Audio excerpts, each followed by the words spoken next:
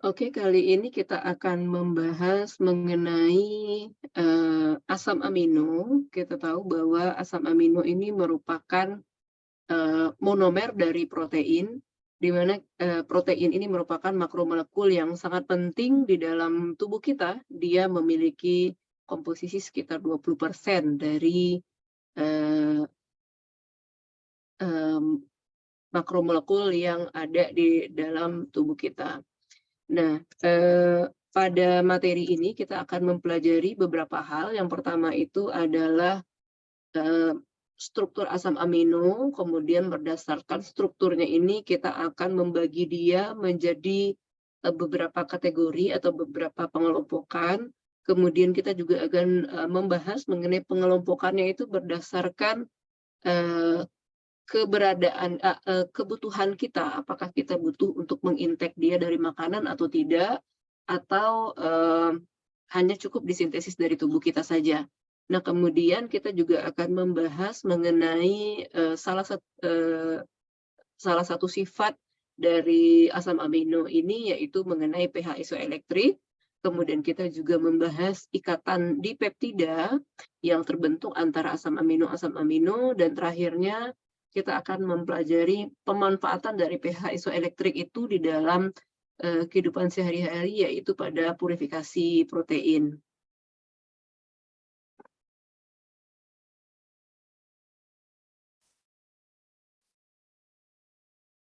Oke, ini asam amino yang tadi kita sudah sebutkan. Eee,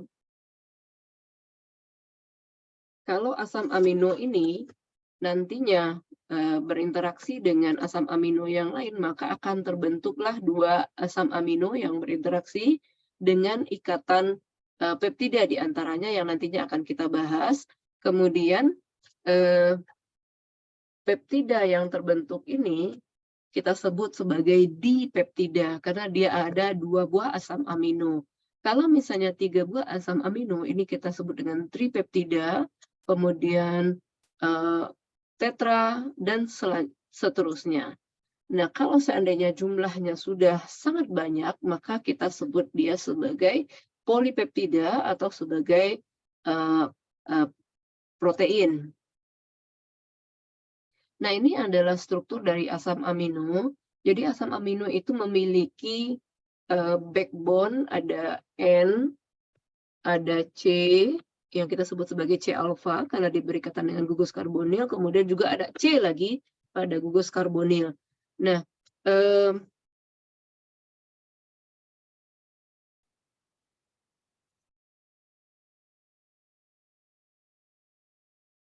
oke, dia memiliki 2, gugus, utama. Yang pertama itu adalah gugus karboksilat. Oke, dia memiliki gugus karboksilat, kemudian yang ditandai dengan adanya COOH, kemudian juga dia memiliki gugus, amino, yaitu NH2. Nah, dia juga memiliki rantai samping, di sini kita tulis sebagai R. Nah, rantai samping ini atau R ini nanti bisa kita ganti-ganti tergantung dari jenis asam aminonya nanti. Tapi poin utamanya adalah dia memiliki, backbone itu adalah ada N, ada C, kemudian ada C, di mana N yang pertama ini gugus amino, NH2 atau NH3 nanti tergantung kondisinya. Kemudian C yang terakhir itu adalah dari karboksil. Kemudian C yang terakhir adalah C yang berikatan dengan rantai samping. Oke, jadi N, C, C ini adalah backbone utamanya dengan R pada C alfa. Nah, ketika kita masukkan asam amino ini ke dalam air, maka dia strukturnya akan berubah menjadi Zwitter ion, atau dia akan menjadi dipolar atau memiliki 2 muatan. Di sini kita bisa lihat bahwa ketika dia dimasukkan ke dalam air, maka nanti yang NH3 tadi akan berubah menjadi, mohon maaf, yang NH2 tadi, yang NH2 ini akan berubah menjadi NH 3, sedangkan yang COO- ini akan berubah menjadi COH berubah menjadi COO-. Jadi proton yang ada di sini ini akan disumbangkan sehingga nanti di sini menjadi menerima proton, di sini menjadi kehilangan proton. Tadinya di sini sama-sama tidak bermuatan, ketika sudah disumbangkan maka ini bermuatannya negatif dan ini bermuatan positif. Jadi ada dua muatan di dalam satu molekul. Sehingga kita sebut sebagai Zwitter ion. Nah, ini adalah tadi kita sudah sebut, ini adalah pengklasifikasian asam amino ya. Tadi kita sudah sebutkan bahwa backbone-nya adalah ada N, ada N, ada C alfa, kemudian ada C lagi, NCC, COO-, kemudian kita juga punya R pada C alfanya. Nah, tadi kita juga sudah membahas bahwa dengan dia posisi Zwitter ion, maka ini sudah tidak memberikan pengaruh lagi terhadap sifat. Yang memberikan pengaruh terhadap sifat itu adalah rantai sampingnya. Sehingga berdasarkan rantai samping ini, dia diklasifikasikan menjadi beberapa kelompok. Yang pertama itu adalah kelompok nonpolar. Jadi ini adalah kelompok nonpolar. Ini ada glisin, alanin, valin, leusin, isoleusin, dan lain sebagainya.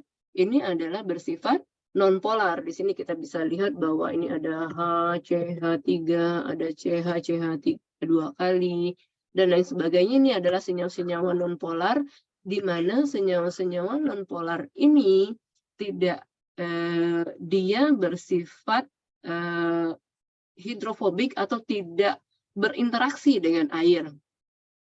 Jadi kalau asam amino ini kita masukkan ke dalam air, kemampuan dia untuk berinteraksi dengan air itu sangat kecil sekali atau tidak bisa. Sedangkan pengelompokan berikutnya adalah senyawa polar, tetapi dia netral atau tidak bermuatan. Di sini, kenapa dia bersifat polar? Ini yang membuat dia polar. Kenapa dia bersifat polar? Karena ada oksigen di sini yang elektronegatif. Di sini juga ada oksigen, dan di sini juga ada oksigen pada OH-nya. Di sini ada SH, kemudian di sini juga ada O, di sini juga ada O-nya. Jadi inilah yang membuat dia bersifat polar, tapi dia tidak bermuatan.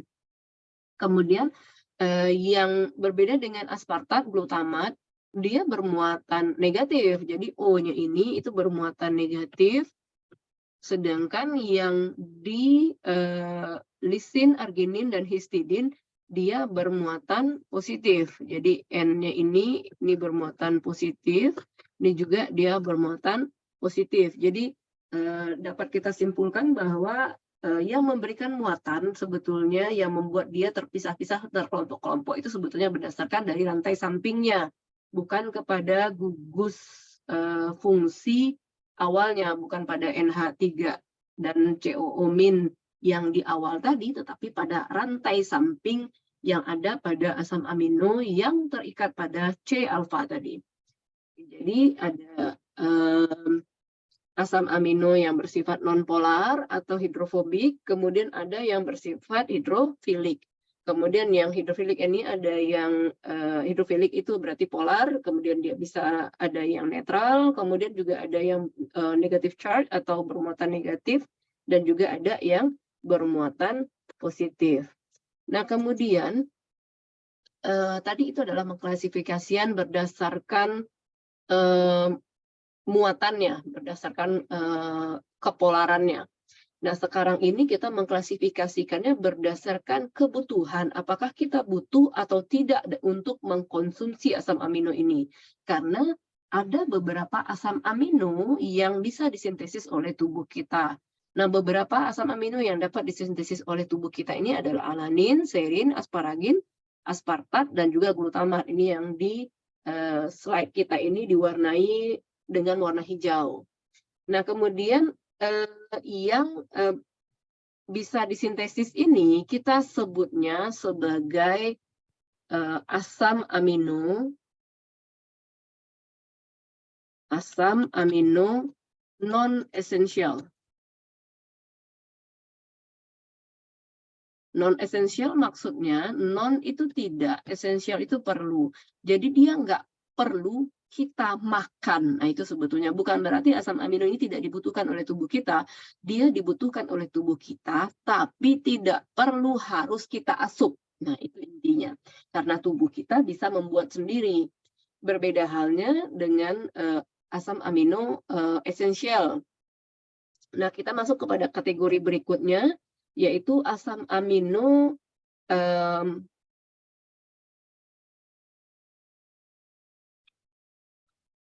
ini asam amino ini asam aminonya yang bersifat kondisional.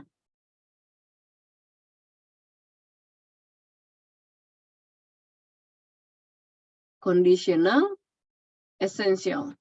Jadi dia itu sebetulnya dapat disintesis oleh tubuh kita hanya pada saat-saat tertentu. Saat-saat tertentu, jadi kalau seandainya tubuh kita lagi dalam kondisi sakit atau misalnya mengalami permasalahan dalam proses metabolisme, maka asam amino yang berwarna ungu ini seperti glisin, prolin, tirosin, kemudian arginin, ini tidak bisa disintesis oleh tubuh kita. Jadi ada masa-masanya dia memang tidak bisa disintesis oleh tubuh, tapi basically dia bisa disintesis oleh tubuh. Makanya kita sebut sebagai conditional essential. Dia bisa disintesis oleh tubuh, tapi ada masanya dia itu tidak bisa disintesis, yaitu pada masa-masa seperti kita sakit atau biasanya ada metabolisme error dan lain sebagainya. Nah, bagaimana caranya kalau seandainya dia tidak bisa disintesis atau kita sedang berada pada kondisi yang memang tidak bisa mensintesis ini, maka kita harus asup dari makanan. Nah, kemudian ada lagi asam amino yang esensial. Jadi ada asam amino esensial. Nah, asam amino esensial ini adalah asam amino yang memang tidak bisa disintesis oleh tubuh kita. Contohnya valin, leusin, isoleusin, kemudian triptofan dan lain sebagainya nih yang berwarna pink ini adalah penting untuk kita asup karena tubuh kita tidak bisa mensintesisnya. Nah, pertanyaannya, untuk apa sih kita mengetahui dia itu esensial atau tidak esensial atau dia itu conditional essential? Salah satunya itu adalah agar kita bisa memprediksikan bahwa kita harus mengkonsumsi sesuatu ketika kita membutuhkan sesuatu. Nah, contoh, kita tahu bahwa protein kolagen itu adalah protein yang sangat penting bagi tubuh kita. Salah satunya seperti yang kita ketahui bahwa kolagen itu dia berada di bawah lapisan epidermis kulit. Jadi di sini bisa kita lihat nih yang warna pink-pink ini adalah kolagen. Jadi pada saat kita muda, itu kolagen ini cukup banyak. Nah, ini yang membuat kulit kita ini kencang. Nah, kalau ketika seiring berjalannya waktu, bertambahnya usia, maka konsentrasi ataupun persentase kolagen itu menjadi turun. Nah, kita lihat bahwa misalnya di usia 30, ini 100% adanya. Tapi ketika kita usianya 50, itu sudah terjadi penurunan 40% kadar kolagen kita. Nah, kenapa pentingnya ini kita lihat bahwa ketika kolagen itu berkurang, maka penopang lapisan kulit kita ini menjadi berkurang, sehingga lama-kelamaan kulit ini masuk ke dalam ke bagian dalam, sehingga itulah yang menyebabkan terjadinya kerutan-kerutan seperti ini. Nah, dengan bertambahnya usia kembali, semakin kita berusia, maka nanti kolagennya juga semakin menurun. Di sini bisa kita lihat bahwa ketika kita berusia 70 tahun, ini konsentrasi kolagen kita itu sudah sekitar 40 tahun, berarti tereduksi sekitar 60% ya, dibandingkan kita ketika usia 30 tahun. Artinya penopang di dalam pada kulit kita ini udah benar-benar habis. Kalau tadi ini masih ada ditopang oleh ini, kemudian masih ada penopang ini, sehingga dia penurunan lapisan kulitnya itu masih cuma setengah ini. Tapi ketika kolagennya ini di bagian sini udah habis, beneran habis, ini lapisan kulitnya udah betul-betul masuk ke dalam, sehingga kerutan-kerutan itu semakin dalam terlihatnya. Kalau tadi itu hanya sedikit, ini nih sudah semakin terlihat kerutannya. Makanya sekarang itu ada teknologi bahwa ketika ada orang yang sudah cukup berusia, terus nanti di sininya ada wrinkle-wrinkle, ada kerutan-kerutan, jadi ada suntikan kolagen, jadi kolagen itu disuntikan di bawah lapisan kulit kita, sehingga nanti kulit itu kembali kencang, kemudian ini nih didorong ke atas, sehingga tidak lagi kulitnya itu terjadi pengkerutan. Nah, itu salah satu teknologi sebetulnya yang dilakukan oleh industri kosmetik. Nah, sekarang pertanyaannya, apakah kita membutuhkan konsumsi asam amino pembentuk kolagen tersebut untuk mencegah terjadinya penuaan? Nah, di sini bisa kita lihat bahwa ternyata kolagen itu sebetulnya asam amino pembentuknya adalah glisin dan prolin. Nah, kita lihat di sini bahwa ternyata glisin dan prolin itu dia asam amino non-esensial. Jadi asam amino yang bisa disintesis oleh tubuh kita. Jadi dia bisa disintesis oleh tubuh kita. Jadi sebetulnya kita nggak perlu mengkonsumsi protein yang mengandung prolin dan glisin untuk mencegah terjadinya penuaan, karena memang sebetulnya kolagen kita itu sudah bisa disintesis oleh tubuh. Sampai saat ini itu teknologi untuk mencegah terjadinya pengkerutan itu selain dari suntik kolagen itu masih belum ada. Bahkan ketika kita artinya kita mencegah penuaan dini itu dengan menggunakan protein dari dalam tubuh kita itu sampai saat ini tuh masih belum ada yang efektif gitu maksudnya. Dia banyak sebetulnya teknologinya, tapi tidak sampai saat ini tuh belum ada yang betul-betul efektif. Bahkan ketika kita melakukan suntik kolagen itu nggak bisa yang suntik sekarang kemudian sampai bertahun-tahun kemudian itu tidak perlu kita lakukan suntik lagi, tuh tidak seperti itu. Jadi memang secara gradually ketika dia terjadi proses pengkerutan, kita harus di-maintain kembali, harus ke salon lagi untuk proses pengencangan kembali. Nah, kemudian kita masuk kepada pembahasan berikutnya, yaitu mengenai ikatan peptida. Tadi kita sudah cerita bahwa ketika ada asam amino berinteraksi dengan asam amino, maka akan terbentuklah ikatan peptida. Jadi ini ada ikatan peptida.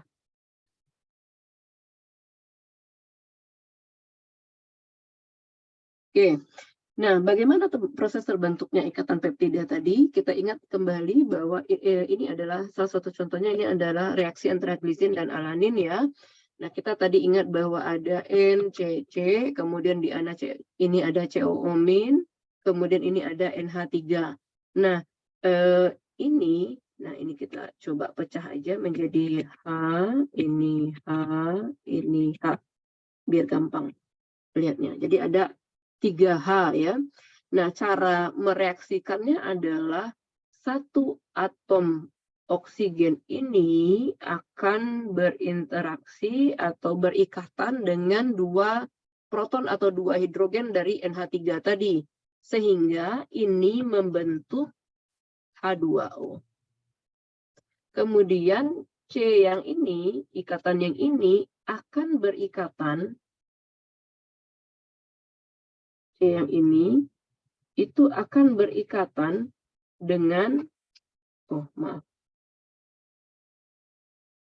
dia akan berikatan dengan N yang pada di sini. Nah, tadi kan N ini H-nya udah digunakan 2, berarti tinggal H-nya 1. Berarti di sini ini C yang tadi, COOmin tadi, C yang untuk karboksil, kemudian dia sudah tidak ada oksigennya, langsung berikatan dengan nitrogen, kemudian H-nya bersisa 1, nah sisanya tinggal disalin saja. Oke, ini adalah glisin dengan alanin. Ketika glisin dan alanin itu kita reaksikan, maka di peptidanya kita sebut sebagai glisil alanin. Jadi yang bagian ini, yang 3 huruf di belakang ini kita ganti dengan il. Glisil alanin. Yang di belakangnya enggak alanil, tapi alanin tetap seperti biasa. Nah, satu ikatan peptida akan menghasilkan 1 molekul H2O. Kemudian mana yang ikatan di peptida itu? Yang ikatan di peptida itu adalah ikatan, maaf ini bukan C alfa, ikatan yang terbentuk antara atom C karbon, karbonil dengan atom nitrogen dari gugus amino tadi. Nah, itu yang ikatan peptidanya. Jadi ikatan yang ini, yang ikatan di peptida itu. Yang ini yang kita sebut sebagai ikatan di peptida. Oke, sekarang kita coba lihat. Andaikan. Nah, andaikan. Ini glisin, kemudian glisin ditambah dengan alanin, ditambah dengan valin. Apa yang terbentuk? Nah, caranya yang paling gampang untuk mengerjakannya itu kita tahu tadi bahwa backbone dari asam amino itu adalah NCC. Nah, kita bikin dulu tuh NCC. Kemudian NCC, NCC. Udah kita bikin kan? Kita tahu bahwa paling ujung belakang ini adalah H3. Plus di sini adalah CO min. Kemudian di sini kasih H, di sini kasih H, ini ada H, ini ada H. Di C karbonil, C warna,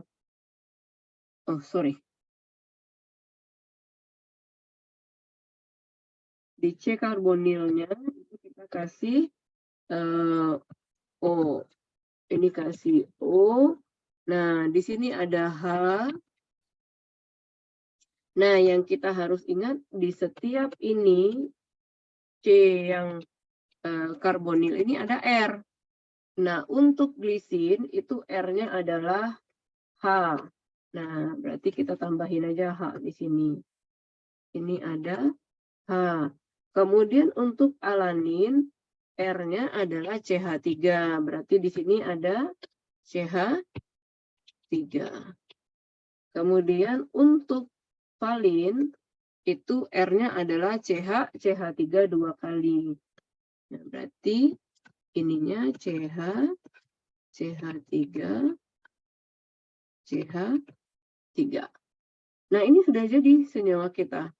Cuma ada yang kurang. Jadi glisin, alanin ditambah valin, maka hasilnya adalah tripeptida ditambah H2O. Ada berapa?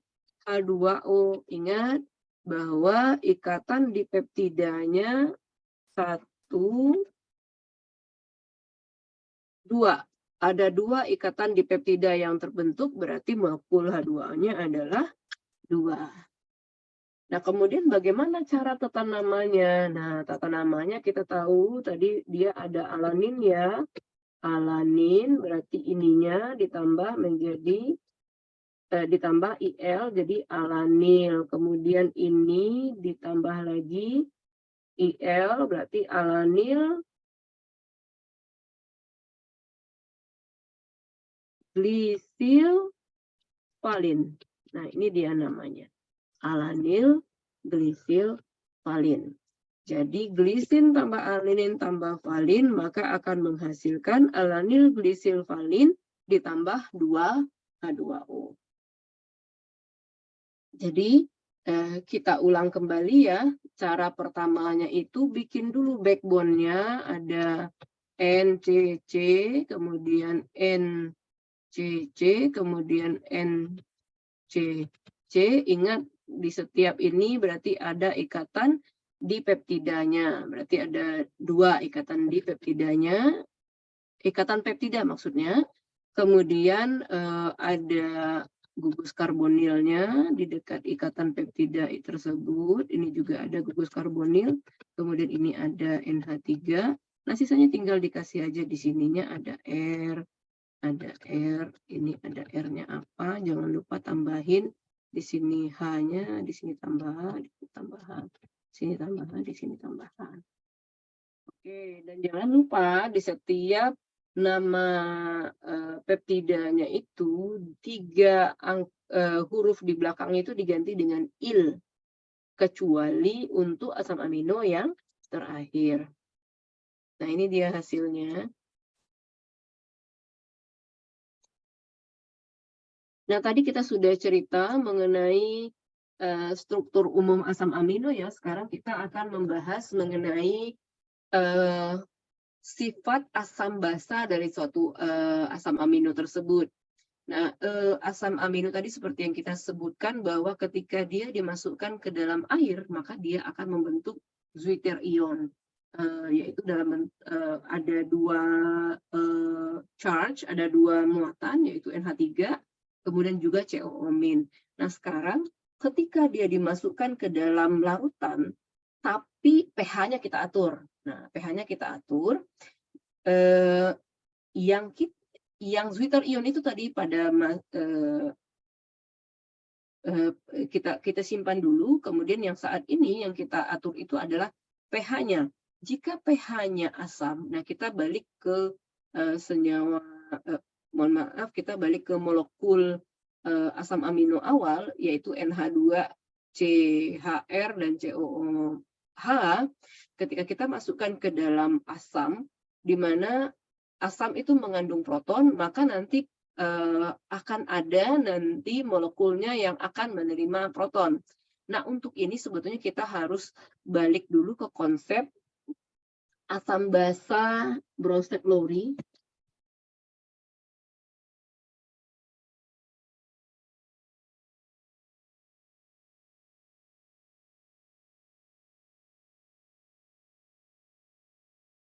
Jadi kita akan membahas sedikit mengenai konsep asam basa pada Bronsted-Lowry, di mana asam itu adalah pendonor proton. Jadi ini adalah donor proton, sedangkan basa itu adalah aseptor proton. Nah, ketika dia diberikan proton, ketika dia diberikan proton asam amino tersebut, maka proton tersebut akan didonorkan kepada aminnya, gugus aminonya, sehingga terbentuklah begini dia. Nah, ini dia strukturnya. Ketika dia dimasukkan ke dalam asam. Namun ketika dia dimasukkan ke dalam basa, maka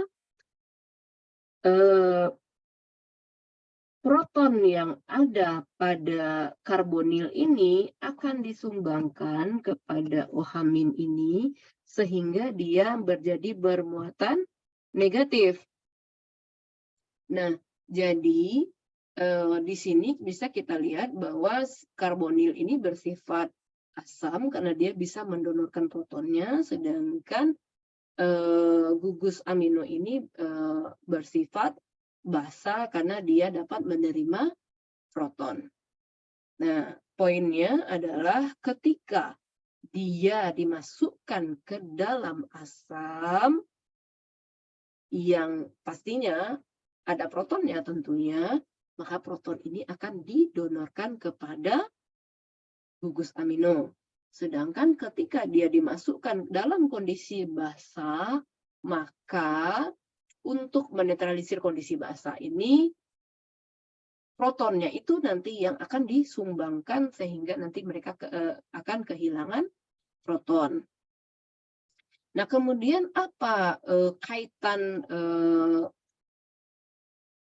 sifat keasaman dia ini dengan PI atau pH isoelektrik. Jadi ini kita sedikit membahas pH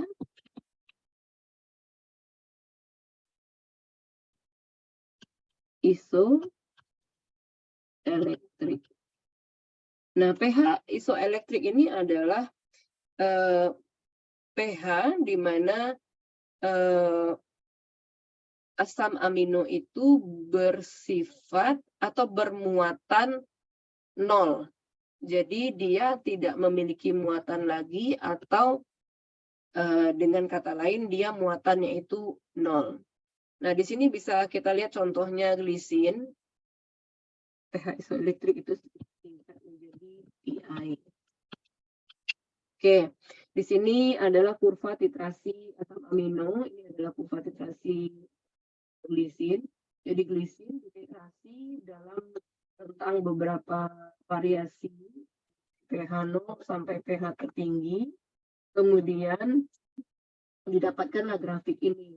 Ternyata ada 2 titik pK yang kita dapatkan, yaitu di 2,34 dan 9,6. Nah, yang perlu kita ingat sebetulnya PK ini berbeda sumber, itu berbeda angkanya, karena kadang-kadang ada yang mengambil PK itu di suhu 25, ada yang mengambilnya di suhu 30, dan itu akan mempengaruhi terhadap nilai PK ini. Tetapi dia perbedaan itu tidak terlalu signifikan. Kalau misalnya di sini 2,34, berarti nanti di tempat lain itu bisa jadi 2,5, 2,4 ya seperti itu. Jadi tidak terlalu jauh terjadi perubahannya.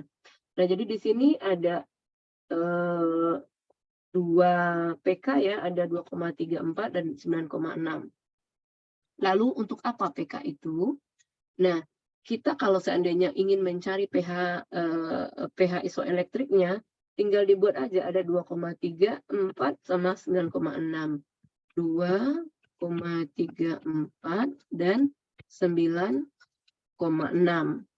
Nah, pastinya pH isoelektriknya itu di antara ini.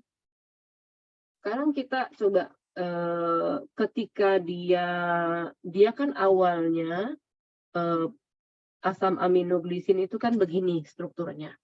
Kemudian kita masukkan dia ke dalam suasana asam.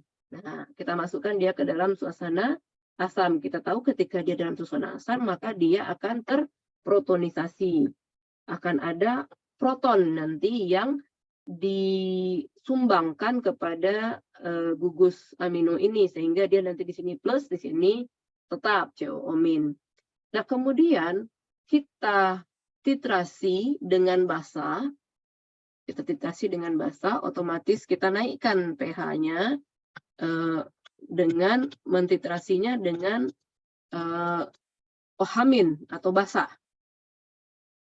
Artinya apa? Yang terjadi di sini adalah kita akan menyumbangkan proton kepada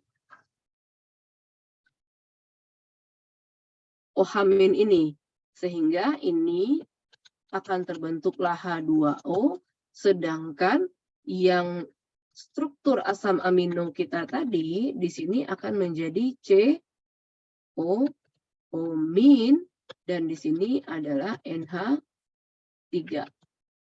Nah, sekarang kita lihat di sini, ini muatannya adalah 1 plus 1. Kemudian kita lihat di sini, ini ada muatannya ada 0, di sini muatannya ada negatif. Muatannya positif, di sini negatif, positif ditambah negatif, maka muatannya adalah 0. Kemudian kita tingkatkan lagi pH-nya. Nah, kita tingkatkan lagi pH-nya, akan terjadi penyumbangan proton kembali. Dari mana penyumbangan protonnya? Ternyata protonnya disumbangkan dari sini. Kemudian ini akan menjadi H2O kembali, sedangkan yang asam amino kita tadi ini berubah menjadi NH2COO.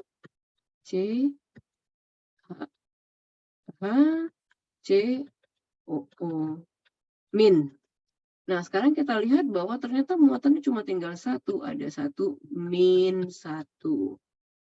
Nah, Berarti pH isoelektrik kita itu berada pada pH isoelektrik itu ketika dia tidak bermuatan. Dia net charge-nya adalah 0. Maka artinya pH isoelektrik kita itu adalah di antara dua ini. Rumusnya PI itu adalah PK1 ditambah PK2 dibagi 2. 2,34 ditambah 9,6 dibagi 2. Kita dapatnya sekitar 5,9 sekian. Nah, ini dia pH isoelektriknya. Oke, jadi poin utamanya kita masukkan dia ke dalam asam sehingga dia bermuatan positif dia. Kemudian baru kita basahkan sedikit-sedikit. Nah, kita coba contoh yang lain. Contohnya asam glutamat. Nah, kita tahu tadi ini awalnya ini adalah NH2. Ini awalnya NH2 mula-mulanya. Kemudian kita masukkan dia ke dalam asam sehingga dia menjadi NH3. Nah, di sini terlihat ternyata ada PK-nya itu ada 2,1, 4,1, 9,5. Berarti ini kita buat aja. 2,1 ini PK. Ada 4,1, ada 9,5. Oke. Kemudian kita lakukan tahap berikutnya itu adalah dengan mereaksikannya dengan basa seperti tadi. Kita berikanlah OH-. Maka ketika kita memberikan OH- itu, maka akan ada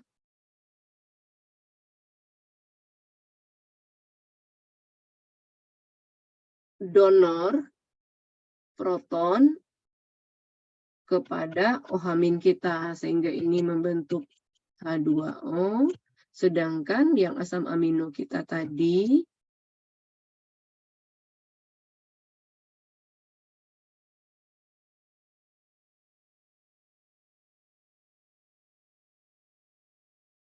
ini COO- ya, kemudian ini CH2 2 kali COOH. Nah, kita lihat di sini, ini muatannya itu hanya positif 1. Kemudian kita lihat di sini, ini ada positif, kemudian ada negatif. Berarti positif ditambah negatif, muatannya adalah 0. Kalau seandainya kita ingin mencari PI, sebetulnya ini cukup. Udah cukup informasi ini. Tapi kita lanjutkan terlebih dahulu sebentar. Kita tambahkan lagi OH-. Kemudian akan ada lagi terjadi donor proton. Maka nanti di sini akan ada nanti H3N positif CH ini COO-, di sini ada CH2 2 kali COO-. Nah, kita lihat ini ada minus, ada plus. Plus, minus berarti minus 1. Kemudian kalau seandainya diberikan OH lagi, sekali lagi, maka yang diambilnya adalah proton yang dari sini lagi. Sehingga nanti ini menjadi NH2, di sini CH, COO-, CH2 2 kali COO-. Jadi ini sudah tidak ada muatan, di sini negatif, di sini negatif. Berarti ada negatif, negatif, sehingga ini negatif 2. Berarti kita bisa lihat bahwa positif 1, 0, minus, ada minus 2. Nah, gitu. Kalau kita mencari PI-nya, tinggal lihat aja. Dia kan ada dalam rentang ini, 0 itu. Berarti PI-nya adalah 2,1 ditambah 4,1 per 2. Berarti 6,2 berarti 3,1. Nah, itu dia PI-nya. Nah, sekarang cara gampangnya adalah, sebetulnya gini aja kalau kita mau melihat itu, daripada kita menulis reaksi ya, jadi kita tinggal lihat saja sebetulnya, ini di awal ya tadi ya, ketika kita membuat itu, jadi dia ada H3N plus CH, COOH, kemudian ini CH2, 2 kali ini COOH. Ini adalah awal ketika dia dalam kondisi asam. Tinggal lihat aja ini. Ini positif 1. Oke. Udah, setelah positif 1, kita harus tulis positif 1, kemudian ada 0, ada minus 1, dan seterusnya. Tinggal diurutkan ini. 2,1, 4,1, 9,5. Berarti 2,1, oh sebentar.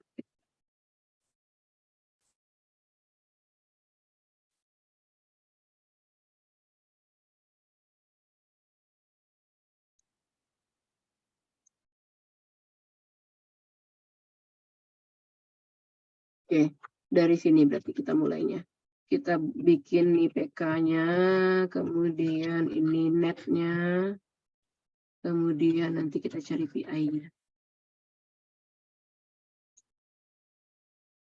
Iya, Allah.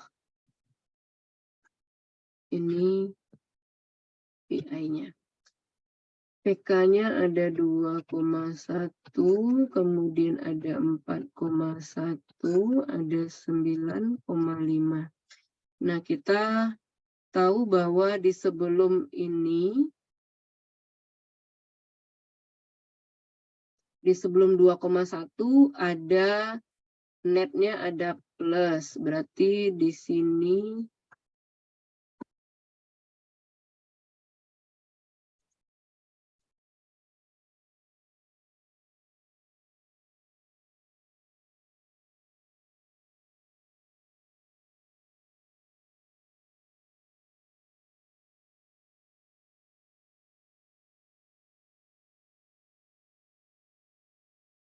ini 0, ini 1, kemudian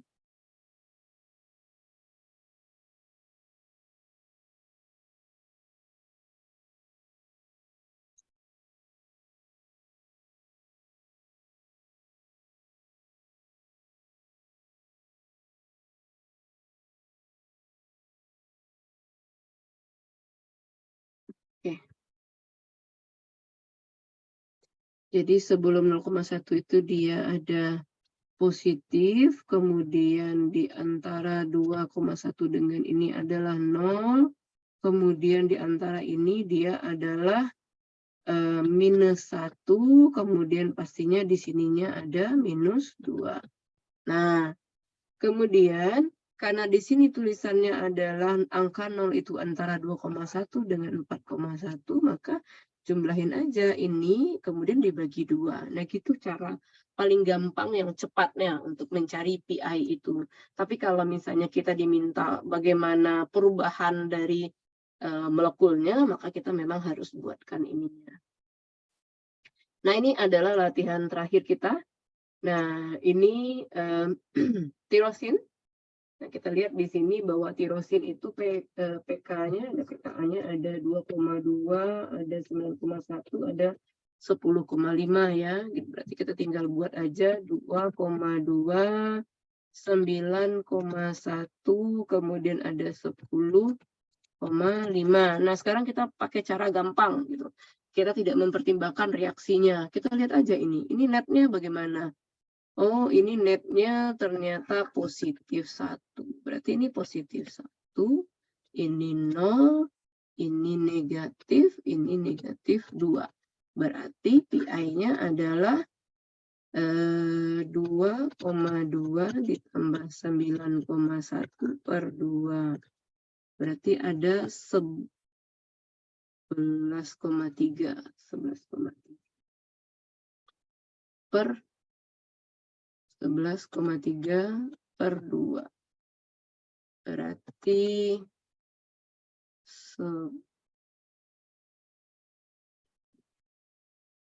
5,5 berarti 5 sekian. Nah, sekarang kita coba lihat. Ini adalah angka PI. Di sini ada PI-nya, ya. Sekarang kita coba cek. Tadi histidin itu kita lihat tirosin itu sekitar 5, tirosin. Nah, ini dia. Tirosin itu ada PI-nya di 5,6. Nah, benar kan? Kemudian kita cek lagi hitungan kita sebelumnya ini glutamic acid itu 3,1.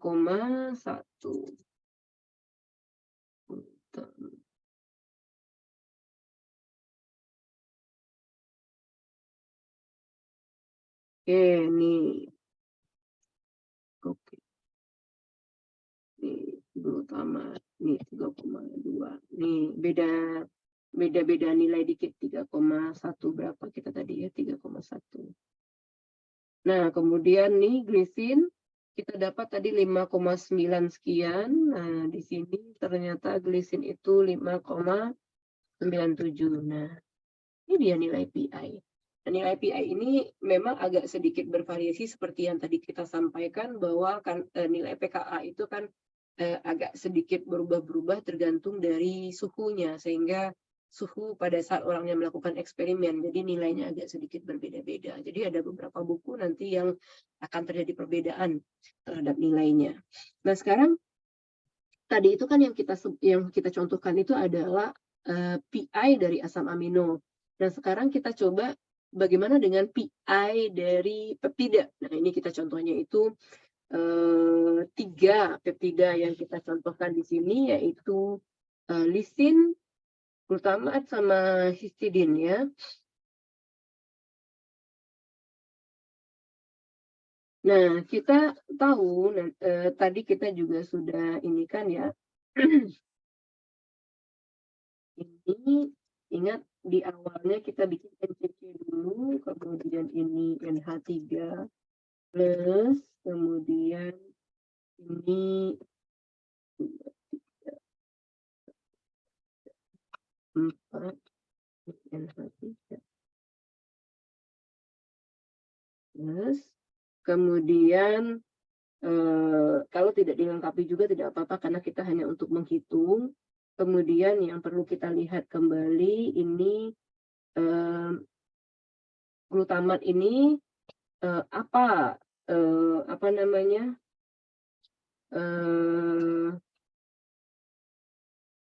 rantai sampingnya.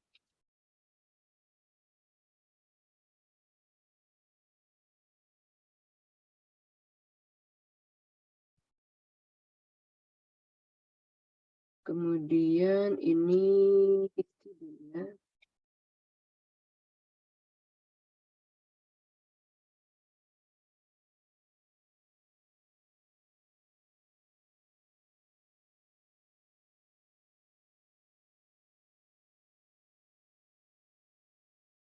Oke.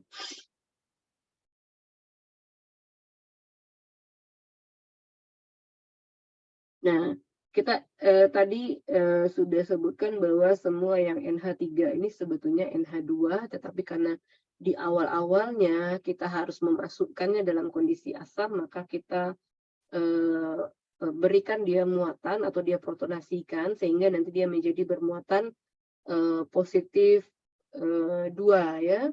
Kemudian di sini juga ada bermuatan positif. Kemudian NH3 di sini itu dia pKa 10,5, kemudian 8,9, kemudian di sini COO ini pKa-nya 4,1, di sini 6,8, dan ini Nah, ini adalah PKA-nya. Berarti tahap pertama yang kita lakukan itu adalah urutkan dulu dari terkecil. Kita punya ada 2, kemudian 4,1, kemudian 6,8, kemudian ada 8,9, kemudian ada 10,5. Nah, kemudian kita lihat lagi muatannya berapa. Nah, sekarang kita cari muatan positifnya. Ini ada positif, ini ada positif, ini ada positif. Berarti ini positif 3 ya, berarti positif 3. Setelah positif 3 kan ada positif 2. Setelah positif 2 ada positif 1. Setelah positif 1 ini akan menjadi 0. Setelah menjadi 0 akan ada minus 1. Nah, berarti PI kita berada di antara ini. Nah, 8,9 ditambah 6,8, ini ada 7, 14, 15,7 dibagi 2. 7,5, 7,5, 7,8. Plus minus. Nah, ini dia PI-nya. Nah, ini sebetulnya karena dia 3 peptida saja berarti tidak terlalu sulit. Tetapi kalau seandainya dia sudah cukup banyak, apalagi sekarang itu yang dibutuhkan itu, yang mau kita uji itu adalah protein. Jadi enggak mungkin rasanya kita menghitung satu-satu. Nah, sekarang ada software yang dapat kita gunakan, yaitu ini. Sebetulnya banyak software, tapi saya biasa gunakan tuh Web Ekspasi. Nah, kita tinggal cari aja di Google atau di mesin pencari protein PI kalkulator ekspasi, maka nanti akan ada compute di sini, ada PI-nya. Kemudian silakan tinggal dimasukkan aja. Tadi kita apa ya? Nah, peptida kita KEH. Ada KEH, nanti saya jelaskan KEH itu apa. Nah, silakan masukkan aja, kemudian klik here, compute, nanti dapat 6,75. Tadi secara hitungan kita dapatnya itu sekitar 7,8, tetapi di kalkulasi tadi itu adalah 6,75. Satu, pengaruh dari pembulatan angka. Yang kedua, pengaruh dari starting point dari PI kita sendiri, PKA kita sendiri. Nanti ini yang akan berbeda. Sehingga kalau kita mau mengambil PI itu, biar amannya itu agak dilebihkan 1 poin sebetulnya kalau kita mau menggunakan menggunakan PI ini sebagai standar kita. Nah, ini dia tadi yang saya coba lewatkan ya. Jadi kita tadi punya asam amino ya, ini namanya glisin, kemudian kadang-kadang orang menyingkat glisin ini dengan 3 huruf, kadang-kadang dengan 1 huruf. Kalau dia disingkat dengan 3 huruf, maka nanti glisin itu jadi gli, kemudian kalau 1 huruf dan jadi G.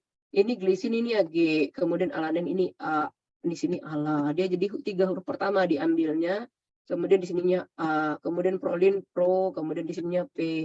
Valin itu val, kemudian di sini V, sampai seterusnya. Kemudian coba kita lihat, ini aspartat, di sini ASP. Tapi ternyata di sininya bukan A, tapi D. Kenapa? Karena di sini udah diambil sama alanin, maka dia nggak mungkin lagi A. Gitu. Jadi digantinya menjadi D. Ini adalah tata penulisan. Jadi untuk protein, untuk asam amino itu dia bisa ditulis lengkap, atau dia bisa ditulis 3 huruf, atau dia ditulis 1 huruf. Kalau dia ditulis 3 huruf, maka huruf pertamanya besar, huruf kedua dan ketiganya kecil. Dan untuk penulisan 1 huruf, hurufnya adalah huruf besar. Kemudian pertanyaannya adalah, untuk apa sih sebetulnya kita mengukur PI ini? Nah, salah satu pemanfaatan PI ini sebetulnya adalah untuk pemurnian protein. Nah, kita tahu bahwa ketika PI itu, ketika pH itu di atas PI, maka dia muatannya negatif. Tadi kita ingat bahwa di sini negative charge. Kemudian kalau seandainya di atas PI, maka muatannya negatif, di bawah PI itu muatannya positif. Artinya, seandainya ini pH-nya 3,5 ya, kemudian kita memberikan protein kita, misalnya protein kita itu PI-nya cuma 3,5. Kemudian kita masukkan dia ke dalam satu larutan ber-pH 5, maka muatannya akan negatif. Nah, untuk apa hal ini kita gunakan atau kita lakukan? Agar kita dapat melakukan proses pemurnian dengan menggunakan ion exchange. Ini salah satu manfaatnya, Jadi ini adalah kolom kromatografi ya, yang bulat-bulat ini adalah beads-nya. Salah satunya itu adalah resin. Nah, kita punya resin negatif dan juga punya resin positif, tergantung nanti lab-nya punya yang seperti apa. Nah, andaikan kita punyanya resin negatif, berarti kita tentunya membutuhkan protein yang bermuatan positif. Nah, karena kita punya resin yang negatif atau beads-nya negatif, maka kita harus membuat muatan protein kita bermuatan positif adalah dengan cara memberikan memasukkan protein itu ke dalam larutan yang pH-nya di bawah 3,5. Kalau PI-nya tadi 3,5. Berarti misalnya pH-nya 1 atau misalnya 1,5 misalnya. Sehingga dia bermuatan positif. Nah, ketika dia sudah bermuatan positif, jadi ini misalnya ya, kita ingin memproduksi suatu enzim yang ada di mikroorganisme. Kemudian enzim ini dapat kita manfaatkan untuk proses industri misalnya. Karena kita mikroorganisme ini mudah untuk kita perbanyak, maka kita perbanyak menggunakan mikroorganisme. Kemudian kita pecah selnya sehingga proteinnya keluar, enzimnya. Kemudian sisanya kita buang. Kemudian si proteinnya itu kita isolasi dan kita pakai nanti di industri. Nah, kira-kira begitulah pemanfaatannya. Kemudian ini proteinnya udah ada, kemudian sudah kita positive charge-kan dia dengan memberikan pH 1,5.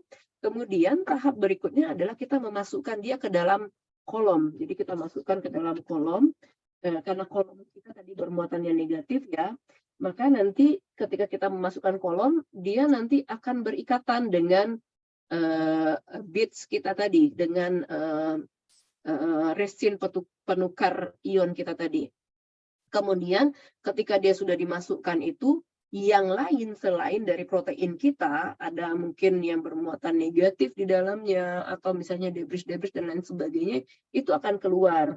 Ini akan keluar di sini. Kemudian kita cuci dengan air misalnya, ini akan keluar dia semuanya, kecuali protein kita tadi. Lalu bagaimana cara mendapatkan protein kita yang kita inginkan itu? Ya udah, ini kan dia bermuatan positif ya, tinggal diberikan aja nanti pH di atas PI. Maka dia bisa turun, atau kita masukkanlah suatu senyawa atau suatu molekul yang kekuatan ionnya, kekuatan kationnya itu lebih besar daripada protein kita. Sehingga nanti ketika dia kita lakukan proses seperti itu, maka nanti dia akan turun dia. Dia ini nanti misalnya ada kation, misalnya Na misalnya. Nanti protein kita turun ke bawah, ini Na-nya yang berikatan dengan si resinnya. Jadi nanti ini berikatan dengan resin, ininya turun. Ini berikatan dengan resin, ininya turun. Nah, begitulah kira-kira prosesnya. Jadi pemanfaatan PI itu untuk pemenuhan protein itu ya agar protein kita dapat berikatan dengan ion ion exchange, resin penukar ion ini.